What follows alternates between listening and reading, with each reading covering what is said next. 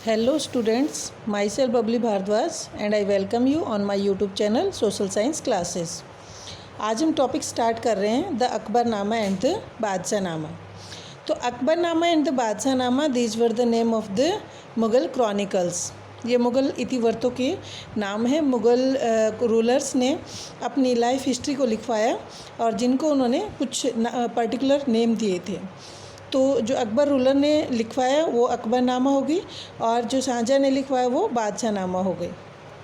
Okay, let's start. Among the important illustrated Mughal chronicles the Akbarnama and Badshahnama are the most well known chronicles. अब जितने Mughal chronicles थे उन Mughal chronicles में अकबरनामा और बादशाहनामा जो वेल नॉन वो बड़े पॉपुलर क्रॉनिकल्स थे, बहुत प्रसिद्ध थे। Each manuscript contained an average of 150 full or double page painting of battles, sieges, hunts, building, construction, court scene, etc. Her manuscript के अंदर अगर औसतन देखा जाए, अगर एवरेज में देखा जाए तो करीबन 150 फुल या डबल पेज की पेंटिंग, चित्र, किसके चित्र थे, किसके पेंटिंग ऑफ द बैटल, वो बैटल्स युद्धों के पेंटिंग्स, सीजेस घेराबंदी के चित्र, हंट शिकार के, बिल्डिंग कंस्ट्रक्शन के या फिर दरबार के दृश्यों के, उनके बहुत सारे ऐसे पेंटिंग्स उन मैन्यूस्क्रिप्ट्स के बीच में पाई गई। अकबरनामा के लेखक अबुल फजल थे जिनका पालन पोषण आगरा में ही हुआ था और आगरा उस टाइम पे मुग़ल कैपिटल हुआ करती थी। उनको अरेबिक भाषा, पर्शियन, ग्रीक फ़िलोसफी और सूफीज़म का ज्ञान था। इनके अलावा वो एक इफ़ेक्टिव डिबेटर थे। डिबेटर जो डिबेट करने वाले होते हैं तो वो इफ़ेक्टिव थे। फोर्सफुल डिबेटर इट मीन्स कि वो एक इफ़ेक्टिव डिबेटर थे और इंडिपेंडेंट थिंकर थे, स्वतंत्र विचारों वाले विचारवान व्यक्ति थे। Who consistently oppose the views of the conservative ulema, जिन्होंने कंसिस्टेंटली कंटिन्यू लगातार ऑर्थोडॉक्स उलेमाज के विचारों का विरोध किया। कंजर्वेटिव उलेमाज जो ये भी हमने लास्ट वीडियो में पढ़ा था, वो इस बात को गलत बताते थे कि कोई भी रूलर अपना पोर्ट्रेट तैयार नहीं करवाएगा, तो ये ऑर्थोडॉक्स व्यू था। लेकिन इस बात का अपोजिशन किया था मंगोल रूलर्स ने और साथ ही साथ उनके कोर्ट हिस्टोरियंस लाइक अबुल फजल। ये जो क्वालिटी है, इस क्वालिटी को के कारण ही अकबर को वो भा गए थे, उनके मन को भा गए थे या अकबर को प्रभावित किया। Who found Abul Fazal ideally suited as an adviser and the spokesperson for his policies. Akbar ने देखा कि यही वो पर्सन है जो आइडियली सूटेड हैं, यानी कि जो अच्छे या उपयुक्त पर्सन है, जो एक एडवाइज़र, एक सलाहकार और प्रवक्ता के रूप में लगाए जा सकते हैं। तो उन्होंने अबुल फजल को ये सारी रिस्पॉन्सिबिलिटी दे दी थी। किन्होंने दी थी? अकबर ने। The one way major objective of the emperor was to free the state from the control of religious orthodoxy.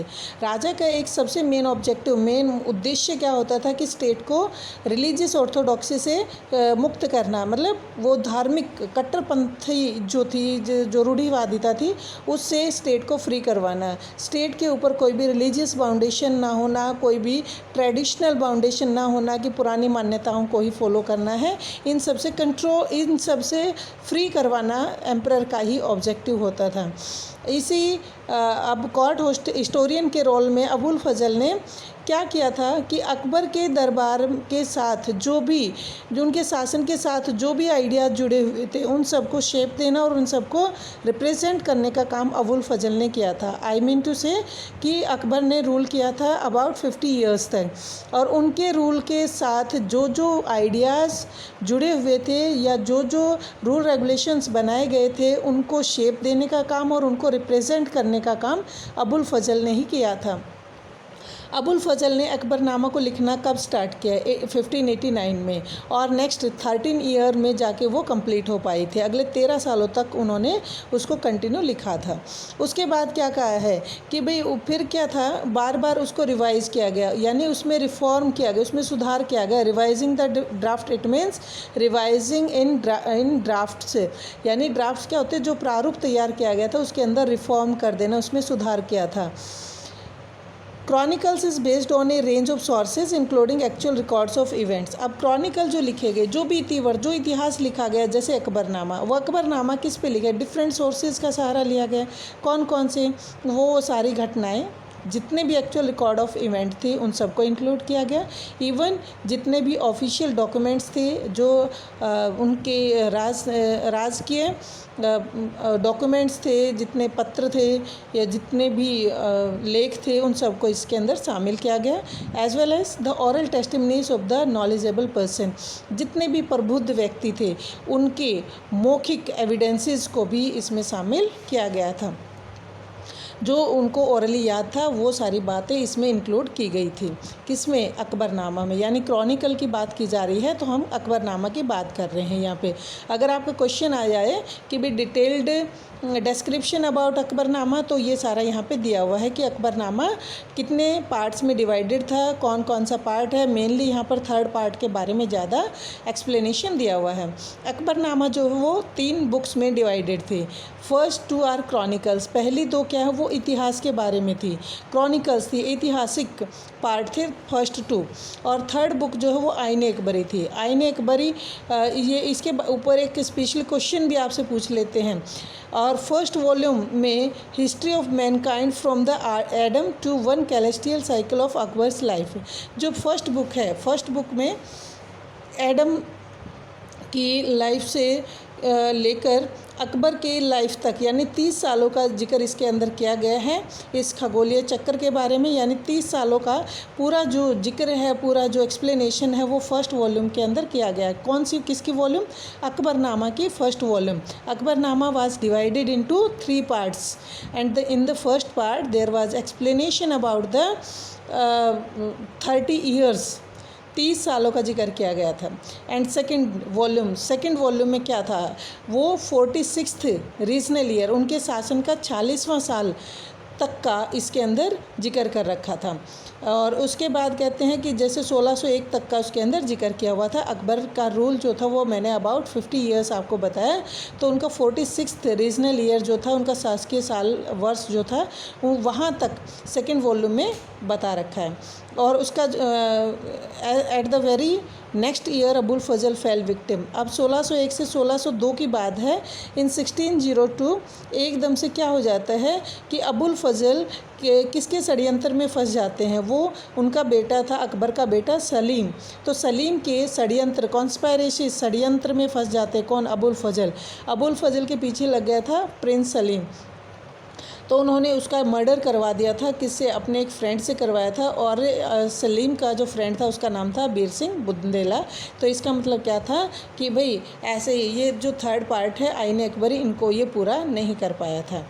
Akbarnama जो लिखी गई थी वो डिटेल डिस्क्रिप्शन दिया गया है उसमें अकबर के रूल का, अकबर के शासनकाल का। किस मैनर से दिया हुआ है? ये दोनों तरीक़ों से दिया हुआ है, एक डायक्रॉनिक और दूसरा साइनक्रॉनिक। तो साइनक्रॉनिक और डायक्रॉनिक क्या होते हैं, पहले हम ये डिस्कस करेंगे। First one, diachronic is account traces development over time. ये डायक्रॉनिक क्या होता है? ये वो ऐतिहासिक विवरण होता है जो टाइम टू टाइम घटनाएं घटती रहती हैं, एक विकास क्रम होता है। एक इसका मतलब अगर कहा जाए तो ऐतिहासिक विवरण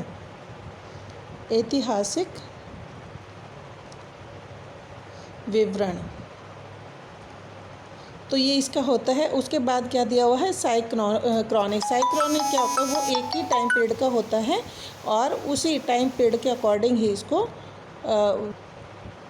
okay, I think it's clear. Diachronic and the synchronic. Diachronic ये लॉन्ग टाइम के डेवलपमेंट का की हिस्ट्री होती है, और साइक्रोनिक वो सिर्फ एक ही टाइम के किसी एक सिचुएशन के ऊपर ही कोई हिस्ट्री लिखी जाती है।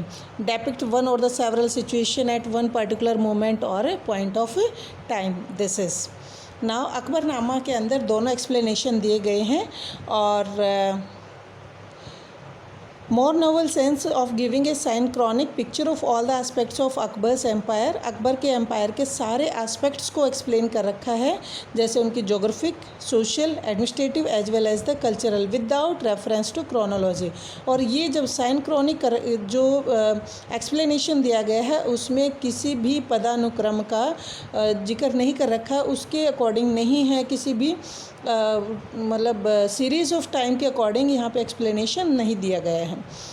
आईन अकबरी मुग़ल दरबार में, मुग़ल एम्पायर में प्रेजेंट की गई as having a diverse population consisting of Hindu, Jain, Buddhism and Muslim as well as composite culture. जो आईन अकबरी मुग़ल एम्पायर की रिप्रेजेंट की गई है उसमें बताया गया है कि वहाँ पर डाइवर्स पॉपुलेशन रहती थी, अलग अलग तरह की जनसंख्या रहती थी, हिंदू, जैन, बुद्धिस्ट, मुस्लिम या और भी मिला जुला कल्चर वाले लोग वहाँ पे रहते थे।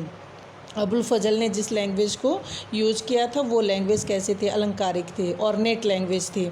और ये जो ऑर्नेट लैंग्वेज थी इसमें जो है इसकी कथन शैली और इसमें लय का ज़रूर यूज़ किया हुआ था।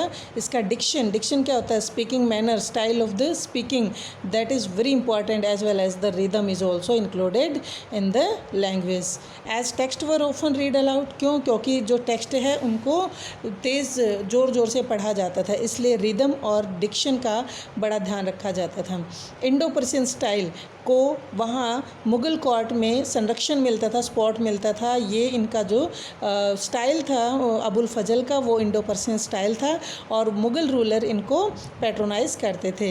बहुत सारे ऐसे राइटर थे जो इन्हीं की तरह लिखना चाहते थे, अबुल फजल की तरह ही। अबुल फजल का एक प्यूपिल था, एक शिष्य था, उसका नाम था अब्दुल हामिद लाहौरी। तो उनको वो बादशाह नामा का ऑथर था। लेखक कौन था?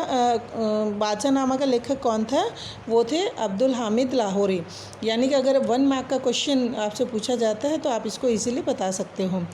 एम्परर शाहजहाँ ने उनके टैलेंट के बारे में सुना और उनको अपॉइंट कर दिया कि उनको जो शाहजहाँ हैं उनकी लाइफ हिस्ट्री को लिखना है और किस नमूने पर, किस मॉडल पे, सेम एज वैसे ही जैसे अकबरनामा को लिखा गया था वैसे ही उन्होंने बादशाहनामा को लिखवाने के लिए अब्दुल हामिद लाहौरी को अपॉइंट किया था। किसने किया था? शाहजहाँ ने किया था। बादशाहनामा भी एक ऑफिशियल हिस्ट्री थी। ये 3 वॉल्यूम्स में ही इसको लिखा गया था। हर वॉल्यूम के अंदर, वॉल्यूम उस टाइम ये उर्दू में दफ्तर भी बोलते हैं इनको, हर वॉल्यूम में 10 साल का जिक्र कर रखा है। तो यानी कि उन्होंने 30 साल तक रूल किया था शाहजहाँ ने। तो 3 वॉल्यूम्स में हर 10 लूनर ईयर्स का एक्सप्लेनेशन किया गया है। लाहौरी ने फर्स्ट और सेकंड दफ्तर को तो लिख दिया था पहले 2 डिकेड्स में, जब राजा ने रूल किया था 27 से 47 तक, 1627 to 47। लेकिन जो 3rd वॉल्यूम है वो बाद में सादुल्ला खान ने ही इसको रिवाइज़ किया था। These volumes were later revised by Sadullah, these volumes, it means the first and the second volumes were later revised by Sadullah Khan. या लेकिन जो 2 उन्होंने वॉल्यूम तैयार कर दी थी सादुल्ला खान ने, उनमें कुछ सुधार किया था, कुछ कमियां रह जाती थी एक राइटर से, तो बाद में जो दूसरे राइटर्स थे वो उनको सुधार कर देते थे। शाहजहाँ के वजीर थे ये कौन? Sadulla Khan. Infirmity of the old days prevented Lahori from proceeding with the 3rd decade, which was then chronicled by the historian वारिस। अब इन्फर्मिटी क्या होती है? डिसेबिलिटी और द अनएबिलिटी। तो उनकी जो डिसेबिलिटी थी, काम करने की जो कमज़ोरी थी, बुढ़ापा आ गया था, काम हो नहीं पा रहा था, तो अब्दुल हामिद लाहौरी ने वो 3rd दफ्तर को पूरा नहीं किया, बल्कि इनकी जगह पे उस 3rd दफ्तर को जो पूरा किया था वो थे एक और हिस्टोरियन थे, इतिहासकार थे, उनका नाम था वारिस नाम के थे। चलो अब यहाँ तक तो हमारा हो गया अकबरनामा और अकबरनामा का एक पार्ट आईन अकबरी का, साथ ही साथ हमने डिस्कस किया यहाँ पे बादशाहनामा के बारे में।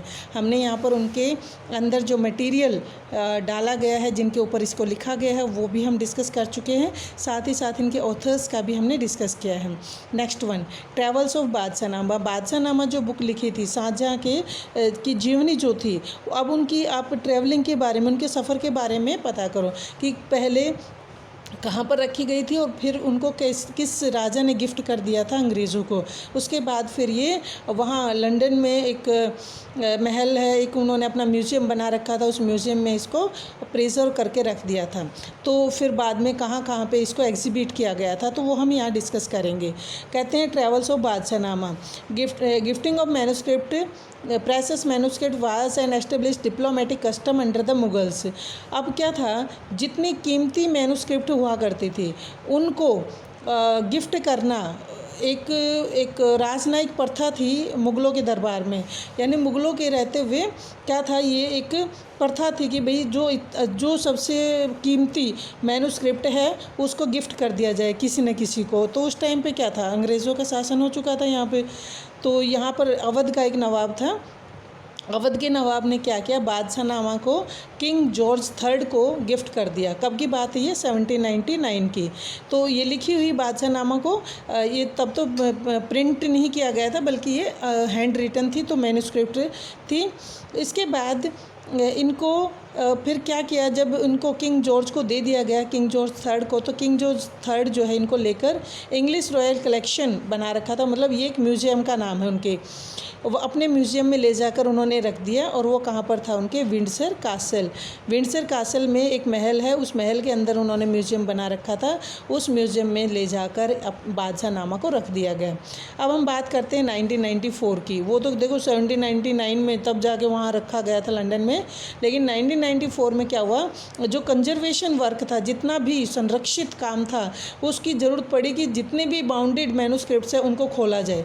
जितनी भी पांडुलिपियाँ हैं इकट्ठी करके जो रखी हुई हैं उन सबको खोला जाए। ये कब पास हुआ बात, ये 1994 में। तो इसके बाद उन्होंने पॉसिबल हो पाया कि जितने भी इन बादशाहनामा के अंदर पेंटिंग्स थी वो एग्जिबिट हो पाई, वो उनकी प्रदर्शनी लग पाई, वो बाहर निकल पाई, उनको जगह जगह पे एग्जिबिट किया गया था। 1997 में पहली बार बादशाहनामा की पेंटिंग वो नई दिल्ली में और लंदन में और वाशिंगटन में जो एग्जीबिशन लगे थे वहाँ पर इनकी पेंटिंग्स को दिखाया गया था।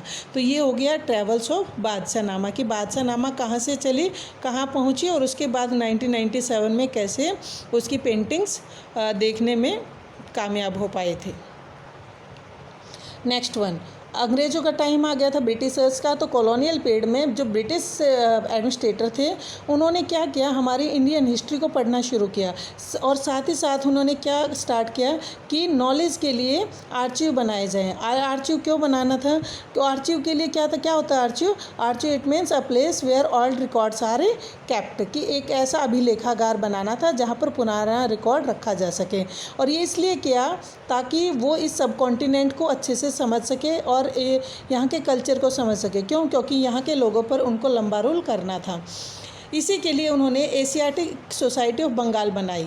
क्या करने के लिए, अपना एक आर्चिव बनाने के लिए, एक म्यूज़ियम बनाने के लिए, म्यूज़ियम नहीं, आर्चिव्स, अभिलेखागार, तो बनाने के लिए एक उन्होंने अपनी एशियाटिक सोसाइटी ऑफ बंगाल बनाई थी। और कब बनाई थी, 1784 में।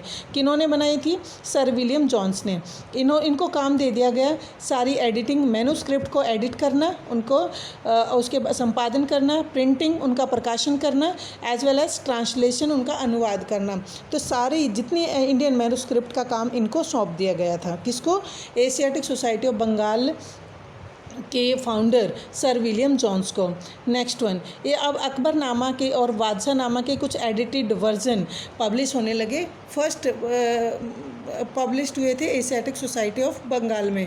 कब हुए थे, 19th सेंचुरी में। कुछ पार्ट वो पाया था इनका, कुछ पार्ट कोई ट्रांसलेट किया था, तो वो पब्लिश कर दिया गया था। अर्ली 20th सेंचुरी में अकबरनामा का ट्रांसलेशन इंग्लिश में किया गया था। और किसने किया था, ये हेनरी बेवरेज ने किया था। ओके, क्वेश्चन बन जाते हैं यहाँ से, 1 मार्क के क्वेश्चन बहुत ज़्यादा बन रहे हैं। तो हेनरी बेवरेज ने इंग्लिश में ट्रांसलेशन किया था अकबरनामा का। कब किया था, 20th सेंचुरी में। बहुत ज़्यादा लेबर करना पड़ा था और तभी कुछ पार्ट्स बादशाहनामा के ट्रांसलेट हो पाए थे। लेकिन बाकी जो इसकी जो ओरिजिनल बुक है, जो मैन्युस्क्रिप्ट है, वो आज भी ट्रांसलेशन के लिए पड़ी है। अवेट्स ट्रांसलेशन, अभी तक नहीं हो पाया है, सिर्फ कुछ ही पार्ट इसके ट्रांसलेट हो पाए थे। Okay, next one, the ideal kingdom. अब मुग़ल रूलर के बारे में कह रहे हैं कि आदर्श साम्राज्य इसको कैसे कहा गया था, एक अच्छा साम्राज्य कैसे कहा गया मुग़ल साम्राज्य को। तो क्या था कि एक तो क्या बात है कि जो रूलर थे वो अपने आप को लाइक गॉड मानते थे, भगवान के बराबर मानते थे। तो डिवाइन लाइट की बात आ जाती है, एक दैवीय प्रकाश, divine word, it means related to the God. तो भगवान से संबंधित एक प्रकाश, वो उससे जुड़ी हुई एक स्टोरी है इसमें जो हम डिस्कस करेंगे। कॉर्ड क्रॉनिकल्स में कई सोर्सेज का सहारा लिया गया, ड्रू अपॉन, मतलब उसका सहारा लेकर ये बता रखा है कि जो मुग़ल किंग्स थे उनको डायरेक्टली गॉड की पावर मिली हुई थी, मतलब उनकी जो ताकत थी वो सीधी उनको गॉड ने ही उनको दी थी। एक और ऐसी लीजेंड, एक ऐसी ही कथा इसमें मतलब उनके क्रॉनिकल से मिलती है, क्या कि जैसे मंगोल क्वीन थी, मंगोल से ही तो मुग़ल बने हैं। तो मंगोल एक महारानी थी मंगोलों की, चंगेज़ खान के उसमें वंश में। तो उसका नाम क्या था, एलेंक्वा।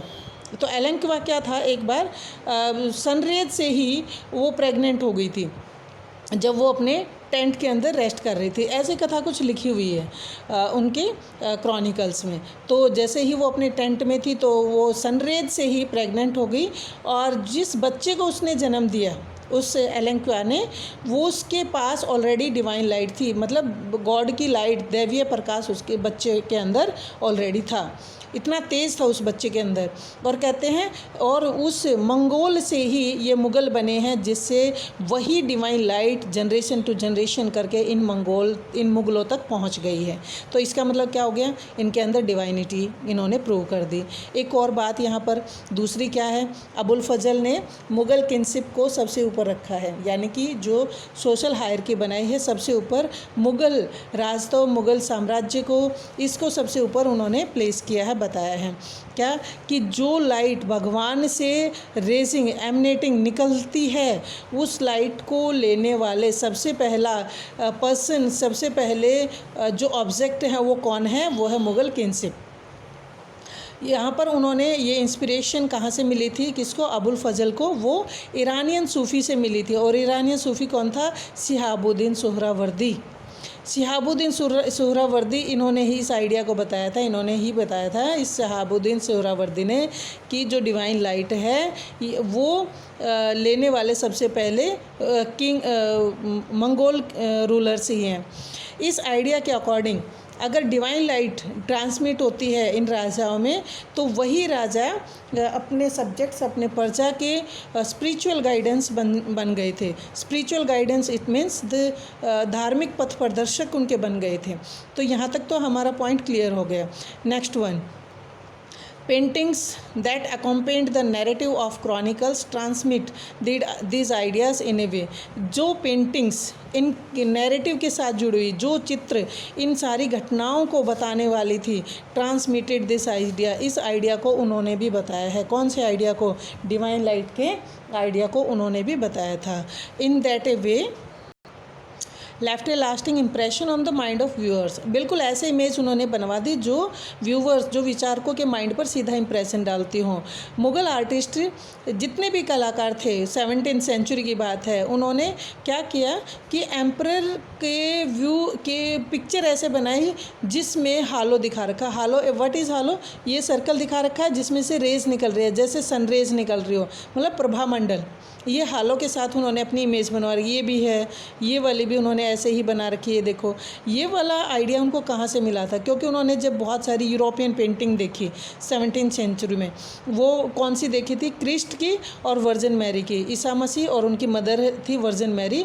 जो उनकी पिक्चर देखी तो उनकी पिक्चर के ऐसे ही पीछे वर्जन ये हालो बना हुआ था, जिस हालो को उन्होंने बनवा दिया। इसका मतलब क्या था, उनको दैवीय लाइट मिली हुई थी, दैवीय प्रकाश मिला हुआ था। तो ये बात क्लियर हो जाती है। और इसके साथ साथ अब हम बात करते हैं सोर्स ऑफ यूनिटी, यानी कि सोर्स ऑफ यूनिटी के लिए उन्होंने क्या किया था, कोई धर्म शुरू किया था या क्या किया था कि जिससे उनकी यूनिटी बनी रहे। तो मुग़ल क्रॉनिकल्स में इस एम्पायर को कैसे प्रेजेंट किया गया है, जो मुग़ल इतिहास है, मुग़ल इतिहास को बता रखा है कि मुग़ल एम्पायर के अंदर हर एथनिक के, हर रिलीजियस कम्युनिटी रहती थी, चाहे हिंदू, जैन, जोरोस्ट्रियन, मुस्लिम, हर कोई उनमें रहता था। और इन सब में पीस एंड स्टेबिलिटी बनाए रखने के लिए एम्परर हमेशा रिलीजियस और एथनिक ग्रुप से ऊपर माने जाते थे, यानी कि उन सब के अंदर हार्मनी बनाए रखने के लिए मीडिएटर का काम अगर करते थे तो वो कौन करते थे, वो एम्परर करते थे। ensured them justice and peace among them prevailed. Abul Fazal described the idea of सुलह कुल. अब अगर बात पूछ ली जाती है कि भी मुग़लों में या अकबर ने कौन से धर्म की शुरुआत करवाई थी, तो वो थी सुलह कुल. एब्सोल्यूट पीस, पूरी शांति, संपूर्ण शांति, ये उन्होंने स्टार्ट करवाई थी as the cornerstone of enlightened rule. और उन्होंने क्या बताया कि ये इस प्रबुद्ध शासन का एक कॉर्नरस्टोन है, एक नींव की ईंट है. ऐसा उन्होंने बताया था कि सुलह कुल एक नींव की ईंट है जो इस एनलाइटेंड शासन के लिए ज़रूरी था. सुलह कुल में सारे धर्मों, सारे मतों को फ्रीडम दे दी गई थी कि कोई कैसे भी सोचे विचारे, किसी भी धर्म को फॉलो करे. लेकिन कंडीशन एक थी. क्या कंडीशन थी? कि कोई भी एक तो स्टेट अथॉरिटी को अंडरमाइन नहीं करेगा, मतलब जो राजा की शक्ति है उसको कोई भी नुकसान नहीं पहुंचाएगा. भले ही कोई किसी भी रिलीजियन को, किसी भी स्कूल ऑफ थॉट को माने, लेकिन वो किसी भी स्टेट अथॉरिटी को नुकसान नहीं पहुंचाएगा और ना ही किसी के बीच में झगड़ा होगा. ये एक कंडीशन रखी गई थी. सुलह कुल का आइडिया ये लागू भी किया गया था. स्टेट पॉलिसीज़ के माध्यम से ही इसको लागू किया गया. और जितने भी नॉबिलिटी थी, कैसे किया गया, यानी कि स्टेट पॉलिसी की बना दी अपनी. उनमें क्या था, जितने भी जैसे इनके जेम्स थे, 9 जेम्स, अकबर के दरबार में जितने भी नॉबिलिटी पर्सन थे वो अलग अलग रिलीजियस ग्रुप से रिलेटेड थे. जैसे कोई ईरानी, तुरानी, अफ़गान, राजपूत अलग अलग थे, या फिर डेक्कनी. उन सब की पोजीशन और अवार्ड उनकी लॉयल्टी और उनकी सर्विस के अकॉर्डिंग ही दी जाती थी. फर्दर अकबर ने क्या किया, उन्होंने टैक्स, पिलग्रिमेज टैक्स 1563 में माफ़ कर दिया था और जजिया टैक्स 1564 में माफ़ कर दिया था. तो दोनों टैक्स को माफ़ कर दिया. जजिया टैक्स क्या होता था, जितने भी नॉन मुस्लिम्स थे, चाहे वो जैन थे, चाहे बुद्धिस्ट थे, चाहे वो कोई और थे, उन सबको टैक्स पे करना पड़ता था. क्यों? क्योंकि वो मुग़ल के दरबार में रहते थे, मुग़लों के दरबार में रहते थे, तो इसलिए उनको टैक्स पे करना होता था. तो इन दोनों को अकबर ने हटा दिया था ताकि जो रिलीजियस डिस्क्रिमिनेशन है वो ना हो. इंस्ट्रक्शंस सभी ऑफिसर्स को भी स्पेशली भेज दी गई थी कि सुलह कुल की जितने भी रूल हैं उन सबको लागू किया जाए. सभी मुग़ल एम्परर ग्रांट देते थे ताकि बिल्डिंग और जो पैलेसेस ऑफ वर्शिप है, जो मंदिर है, जो मस्जिद हैं, या जितने भी सैनिक्स बने हुए थे उनकी मेंटेनेंस हो सके या उनको बनाया जा सके. तो सारे मुग़ल राजाओं ने पैसा दिया था. और कभी कभार ऐसा भी होता था जैसे टेम्पल्स को भी तोड़ दिया जाता था. क्यों? क्योंकि अकबर का तो साम्राज्य ऐसा था कि वो मंदिर मस्जिद सबको बराबर मानते थे. अगर मंदिर टूट भी जाते थे तो मंदिर को फिर से रिपेयर करवा दिया जाता था, पैसा दिया जाता था. और शाहजहाँ और औरंगज़ेब के शासनकाल में भी ऐसा हुआ था. हाँ, लेकिन औरंगज़ेब के जो रूल था उसमें एक बात आ गई है, लेटर वर्ड दिया हुआ है, during the reign of later it means Aurangzeb के शासनकाल में जो जजिया टैक्स था उसको री इम्पोज कर दिया गया था. किस पर? नॉन मुस्लिम्स पर. यानी 1 मार्क का क्वेश्चन अगर आपसे पूछा जाए कि जजिया टैक्स कौन पे करता था, the non Muslims paid the jizya tax, ये उनको पे करना पड़ता था.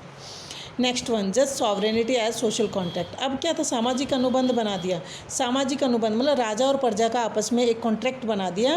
और वो क्या था, वो न्यायपूर्ण प्रभुसत्ता के आधार पर ही बनाया गया था कि सबके साथ उचित न्याय किया जाएगा और प्रॉपर डिसीजन लिए जाएंगे.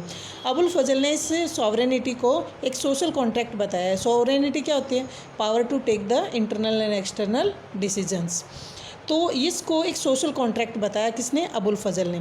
उनका मानना था कि जो एम्परर, जो राजा थे, वो 4 एसेंस की प्रोटेक्शन करते हैं, अपनी प्रजा की 4 चीज़ों की प्रोटेक्शन करते थे. क्या क्या? एक तो लाइफ, उनकी लाइफ की, एक प्रॉपर्टी की, तीसरा उनके सम्मान की, और चौथा उनके विश्वास की. ये 4 चीज़ों की को अगर प्रोटेक्शन देने वाले थे तो रूलर थे. लेकिन बदले में क्या चाहता था रूलर चाहता था, एक तो प्रजा उनकी ओबीडियंस, उनकी आज्ञाकारी बनी रहे, लॉयल बनी रहे. और सेकंड थिंग क्या था कि जितना भी पब्लिक के पास, प्रजा के पास रिसोर्सेज थे उसका कुछ हिस्सा टैक्स के रूप में राजा को दे दिया जाए. 2 चीज़ें मांगी जाती थी. तभी जस्ट सॉवरेंस मतलब जो गुड रूलर्स, जो अच्छे राजा थे, वो उन राजाओं को कंसीडर किया गया कि पावर और डिवाइन गाइडेंस के साथ ही वो इसको वो सोशल कॉन्ट्रैक्ट को प्रॉपर कर सकते थे, निभा सकते थे। उन्हीं को माना गया था कि वही इस कॉन्ट्रैक्ट को, इस अनुबंध को सम्मान कौन दे सकते थे, वही अच्छे राजा ही इसको सम्मान दे सकते। कौन सा कॉन्ट्रैक्ट? ये कॉन्ट्रैक्ट था। कॉन्ट्रैक्ट राजा का क्या उत्तरदायित्व था और प्रजा का क्या उत्तरदायित्व था, दोनों का ये क्या था, एक सोशल कॉन्ट्रैक्ट था। इसी कॉन्ट्रैक्ट को वही राजा निभा सकता था जो गुड रूलर था, जिसके पास पावर थी और जिसके पास डिवाइन गाइडेंस थे, वही राजा इसको निभा सकता था। अभी नेक्स्ट पेज पे हमारा एक टॉपिक आएगा, उसमें हम आपको ये बताएंगे कि जो राजा का सिंहासन होता था उसके नीचे हार्मनी को दिखाया गया था। जैसे गाय और शेर दोनों को एक साथ बिठाए हुए दिखा रखा है, तो हम नेक्स्ट पेज पे जो हमारा है वो उसके बारे में हम यहाँ पर आपको बताएंगे। तो यहाँ पर ये देखो एक पेंटिंग दिखा रखी है, जिसमें ये एक मुकुट में लगाने वाली एक कोई हीरे जड़ित एक कोई पंख है जिसको दिया जा रहा है, सलीम को दिया जा रहा है। तो इसके बारे में हम नेक्स्ट वीडियो में नेक्स्ट पेज पे डिस्कस करेंगे। ओके, ये देखो जहांगीर दे रहा है, सॉरी सलीम को नहीं, खुर्रम को दे रहे हैं। ये टर्बन ज्वेल दे रहे हैं। और ये बादशाह नामा की एक फ़ोटो है, जो बादशाह नामा का मैं बता रही थी आपको कि 1997 में ही पॉसिबल हो पाया कि वो अलग अलग एग्जीबिशन में दिखाई थी। तो ये बादशाह नामा की एक पेंटिंग है। तो पेंटिंग करने वाले जो आर्टिस्ट थे वो तो अलग अलग थे भाई, लिखने वाला जो राइटर था वो तो एक ही था, अब्दुल हामिद लाहौरी। इसने तो 2 पार्ट लिखे थे, लेकिन लास्ट वाला जो पार्ट था बादशाह नामा का वो वारिस ने लिखा था। लेकिन जो बीच में जितनी भी पेंटिंग्स तैयार की जाती थी वो कोई अलग अलग पेंटर्स हुआ करते थे। नेक्स्ट वन, यहाँ पर जहांगीर दिखा रखे हैं, जहांगीर रूलर। ये क्या है, इन्होंने एक शूट किया हुआ है, एक तीर मारा हुआ है एक पेंटिंग पर। ये फिगर ऑफ पावर्टी है, गरीबी का एक पिक्चर बना रखी है और उसके ऊपर उन्होंने तीर चलाया है। और ये कौन से आर्टिस्ट ने? अबुल हसन ने बनाई थी। और इस आर्टिस्ट ने एक आइडिया को एनवलप करने का, यानी उसको बढ़ाने का के बारे में सोचा था। डार्क क्लाउड को ही एक को पर्सनिफाइज कर रखा है, ह्यूमन इमेज बना रखी है। और ये सिर्फ और सिर्फ एक अब्स्ट्रैक्ट आइडिया था। यहाँ पर क्या दिखा रखा है, एक चेन भी दिखा रखी है। और ये जो चेन है वो जस्टिस चेन है, न्याय की जंजीर। न्याय की जंजीर जो जहांगीर राजा ने लगवा दी थी। और ये हेवन से आई हुई है, क्योंकि डिवाइनिटी को तो हमेशा साथ में रखते थे कि भगवान ने हमें ऑर्डर दिया है ऐसा काम करने के लिए, और इसलिए उन्होंने इसको चेन ऑफ जस्टिस का नाम दिया है जहांगीर ने। अब ये क्या लिख रहा है, इन्होंने क्या लिखा था अपनी मेमोर्स, अपने संस्मरण में क्या लिखा था, और भी किताबें थी इनकी, उसमें क्या लिखा था? आफ्टर माई एक्सेशन, मेरे सिंहासन पर बैठने के बाद फर्स्ट ऑर्डर जो मैंने पास किया था, मतलब जहांगीर ने जो पास किया था वो क्या था कि चेन ऑफ जस्टिस को फास्टन कर दिया जाए, उसको लगा दिया जाए, ताकि जो भी एडमिनिस्ट्रेशन, जस्टिस ऑफ एडमिनिस्ट्रेशन के जितने भी पर्सन हैं, जितने भी अधिकारी इसमें शामिल है, वो कोई डिले ना करें या फिर कोई झूठा व्यवहार ना करें। और इसके साथ साथ जितने भी ऑपरेस्ड पर्सन है, अगर किसी के साथ कोई अन्याय होता है, वो ऑपरेस्ड पर्सन, तो उस ऑपरेस्ड पर्सन वो चेन के पास आ सकता था, इसको हिला सकता था, ताकि नुमाइश हो और राजा का अटेंशन, राजा का ध्यान उसकी तरफ जाए कि हाँ कोई दुखी है, कोई परेशान है, इसलिए इस बेल को बजाया जा रहा है। वो गेट के बाहर ही लगा दी गई थी। चेन जो बनाई गई थी वो प्योर गोल्ड की बनाई गई थी, 30 गज की इसकी लंबाई थी, और इसमें 60 बेल्स लगाई गई थी। ये जहांगीर ने अपने दरबार में लगाया था। तो वेरी इंपॉर्टेंट दिस इज़। यहाँ तक कि ये जो जहांगीर की इमेज दिखाई हुई है, वो उनको जहाँ पर खड़ा कर रखा है उसके नीचे भी बकरी और मेमना दोनों के एक साथ बिठाया हुआ, मतलब कि मुग़ल रूलर चाहते थे कि उनके दरबार में मतलब जो है भाईचारे की भावना बनी रहे, कोई भी किसी के साथ कोई झगड़ा ना हो और सद्भावना बनी रहे। नेक्स्ट वन, अब इस आइडिया ऑफ जस्टिस को, जो जस्टिस मतलब न्याय सबके साथ हो, तो इस आइडिया ऑफ जस्टिस को रिप्रेजेंट करने के लिए बहुत सारे सिंबल्स का यूज़ किया गया था, मतलब उसको विजुअल फॉर्म दे दी गई थी। विजुअल फॉर्म, ये विजुअल फॉर्म ही है, अपने आइडिया को विजुअल फॉर्म देना। तो इस तरीके से उन्होंने ये वही बता रखा है, लॉयन और लैम्ब को या गॉड को उन्होंने एक दूसरे के पास बिठा हुआ दिखा रखा है। इसका मतलब क्या है, एक ऐसा माहौल बनाना जहाँ पर स्ट्रॉन्ग और वीक एक साथ हार्मनी के साथ रह सकें। ऐसे ही कुछ सीन बादशाहनामा के कुछ जो बादशाहनामा में दिखाए हुए हैं। जैसे एम्परर के सिंहासन के नीचे एक निच बना रखा है। एक निच बोले तो मतलब एक ऐसी जगह, एक खाली जगह बनाई हुई है जिसमें पीछे मैंने आपको पहले भी बताया था कि एक शेर और गाय को दिखा रखा है, जिससे हारमोनी शो की जा रही है। Okay, thank you and have a nice day.